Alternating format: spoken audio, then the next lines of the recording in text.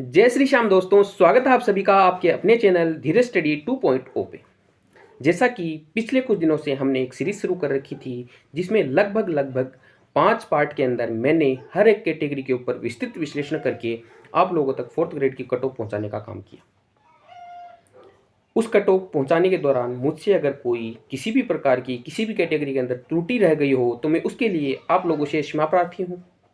और अब मैं आज की वीडियो में जो चर्चा करने वाला हूँ वो चर्चा का विषय है कि आजकल बच्चों के मन में एक डाउट बहुत बुरी तरह से घूम रहा है कि सर 4th ग्रेड का रिजल्ट आ गया, डीवी प्रक्रिया चालू है, तो क्या पूरा रिवाइज रिजल्ट फिर से आएगा। अब वो इस प्रकार के रिजल्ट की बात क्यों कर रहे हैं उसके लिए आपको थोड़ा सा मैं कुछ बिंदुओं पे स्पष्टीकरण देते हुए समझाऊंगा। आपत्तियां लगने के बाद में हमेशा रिजल्ट जारी होते हैं।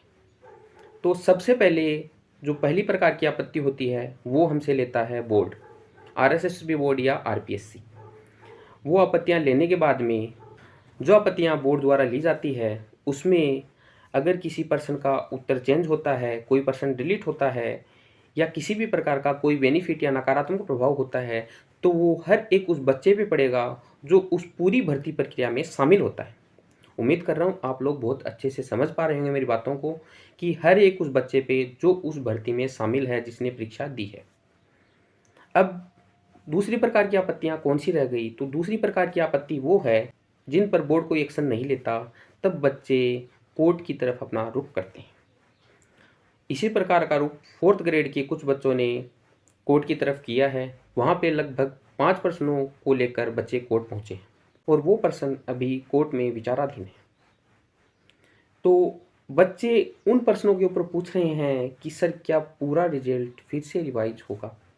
तो आप लोगों की जानकारी के लिए मैं एक बात यहीं पे स्पष्ट कर दूं कि जब कोर्ट में कोई पर्सन जाता है तो उसका फ़ायदा पूरी भर्ती प्रक्रिया में शामिल बच्चों को ना हो करके केवल उन्हीं बच्चों को होता है जिन्होंने कोर्ट में अपनी याचिका दायर की होती है। आप लोग स्पष्ट तौर से समझें कि कोर्ट में पर्सन चेंज होता है तो उसका फ़ायदा केवल उन बच्चों को होता है जिन्होंने कोर्ट में अपनी याचिका लगाई होती है या याचिका में अपना नाम जुड़वा दिया होता है।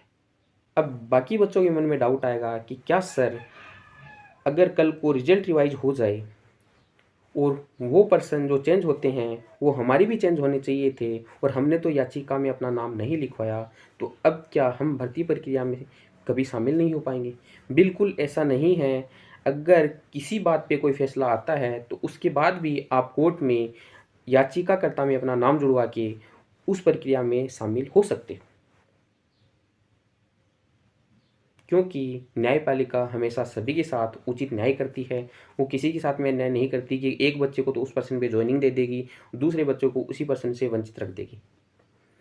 अब और पूरा रिवाइज रिजल्ट किस कंडीशन में आता है, तो ऐसा मैंने मेरी ही पिछली भर्ती 2022 की रीट में देखा था कि हम सिंगल बेंच में प्रश्नों पे आपत्ति लेके गए, वहाँ से हम डबल बेंच में पहुँचे, तब बोर्ड ने एक डबल बेंच में एसएलपी दायर कर रखी थी आपत्तियों के ऊपर। जैसे ही फैसला डबल बेंच में पहुंचा, बोर्ड ने वहां से अपनी एसएलपी वापस हटाते हुए कहा कि हम अपने स्तर पर ही पुनर्विचार करके रिजल्ट रिवाइज कर देंगे।